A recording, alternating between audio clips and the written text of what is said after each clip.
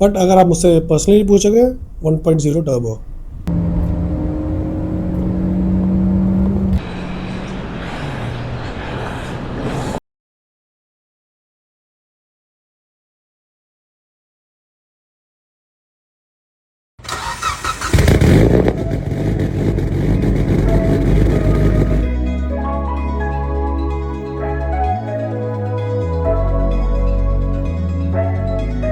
Ayy, look, hop off the plane, feet is on land, head of my suite, ayy.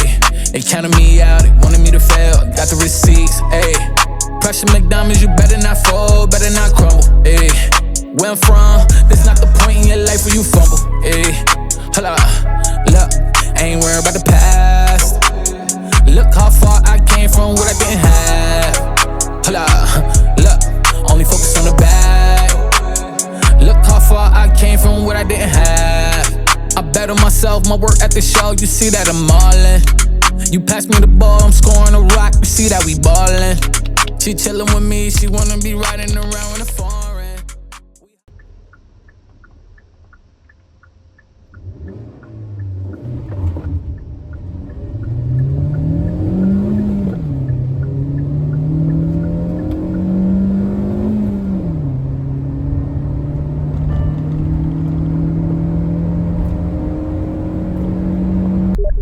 Look, hop off the plane, feet is on land, head of my suite, ayy.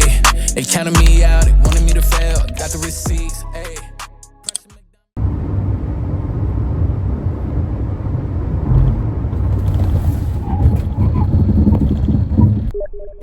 Look, hop off the plane, feet is on land, head of my suite, ayy.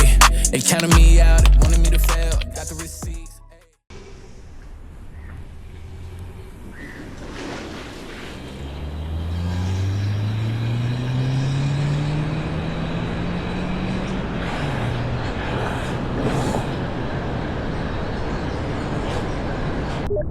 Look, hop off the plane, feet is on land, head of my suite, ayy.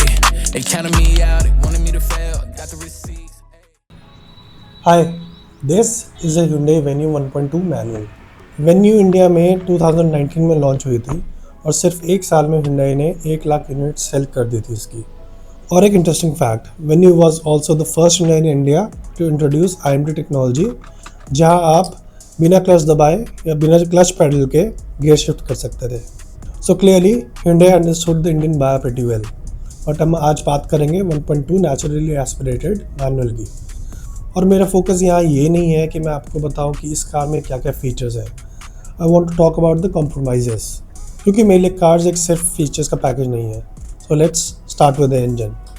इसमें मिलता है 1.2 litres का naturally aspirated Kappa petrol engine, जो produce करता है 83 PS और 114 newton metre of torque, paired with a 5-स्पीड manual. और honestly engine is the biggest problem for me. City में नॉर्मल ड्राइविंग के लिए इट्स फाइन, स्मूथ है, प्रेडिक्टेबल है और माइलेज भी एक्चुअली अच्छी है, बट पावर बहुत कम है। जैसे ही कार में 4-5 लोग बैठ जाते हैं या AC ऑन होता है या रोड अपहिल होती है, इंजन को काफ़ी मेहनत करनी पड़ती है। ओवरटेक्स के लिए आपको प्लानिंग करनी पड़ेगी और स्पेस देखनी पड़ेगी, और हिल्स में तो ये चीज़ और भी ज़्यादा प्रोमिनेंट हो जाती है। मैनुअल होने की वजह से आप डाउन शिफ्ट कर सकते हो, रेव कर सकते हो, so that you can extract what ever power is available, but it feels under powered. और एक चीज़ जो मैंने नोटिस करी, क्लच रिलीज़ करके एक्सीलरेटर प्रेस करने के बाद एक स्मॉल विंडो के लिए कार रिएक्ट नहीं करती, एक ब्रीफ डिले फील होता है, almost like you are waiting for the torque to arrive. जैसे कि आपको पुरानी डीजल इंजन्स में फीलिंग आती थी, एग्जैक्टली वो फील आपको मिलती है। और इसी वजह से लो स्पीड रिस्पॉन्स भी मुझे पर्टिकुलरली इम्प्रेसिव नहीं लगा।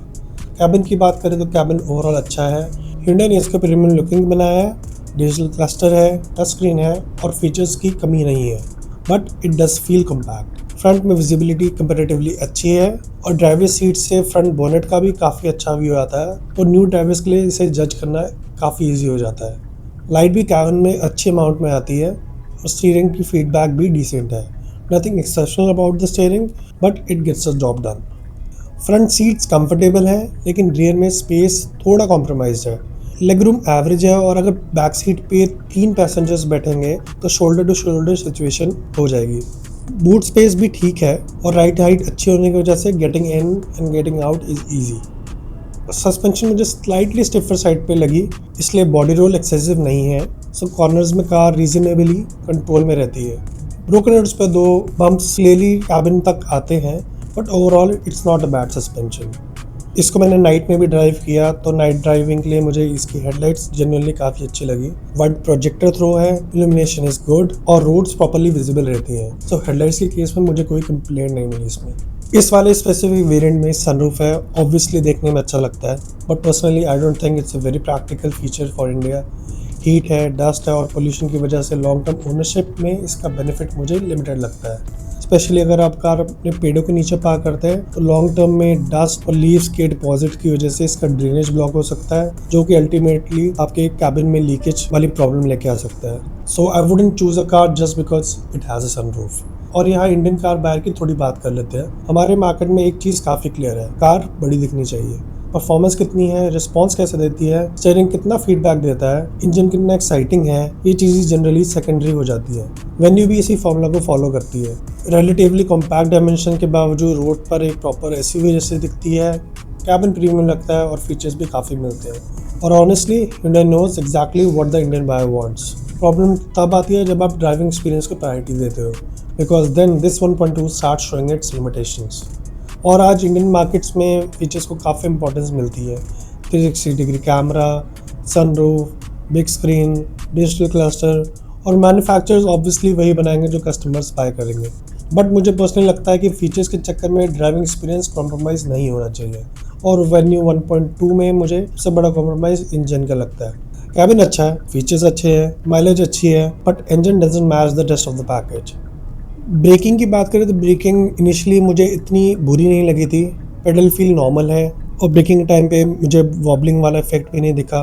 बट जब मैंने एक्चुअल 100 to 0 ब्रेकिंग टेस्ट किया, नंबर्स उतने इंप्रेसिव नहीं निकले। यहाँ मैंने एग्जैक्ट रिजल्ट स्क्रीन पे डाले हैं, आप इसको कंपेयर कर सकते हैं मेरी वेबसाइट पे भी जाके motorsac.com पे, या फिर बाकी वीडियोज़ जो मैं अपलोड कर चुका हूँ।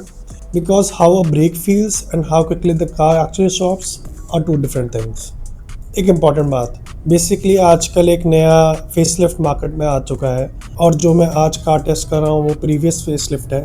तो बेसिकली जो हमारे डिफरेंसेस आए हैं दोनों फेसलिफ्ट्स में, नई वाली और जो करंटली मैं जो कर रहा हूँ उसमें, वो फीचर्स के डिफरेंसेस है। अगर आप इंजन की बात करें, ट्रांसमिशन या अदर मैकेनिकल पार्ट्स, मेरे कमेंट्स दोनों फेसलिफ्ट्स के लिए सेम रहेंगे क्योंकि दोनों में सेम मैकेनिकल कॉम्पोनेंट्स यूज़ किए गए हैं।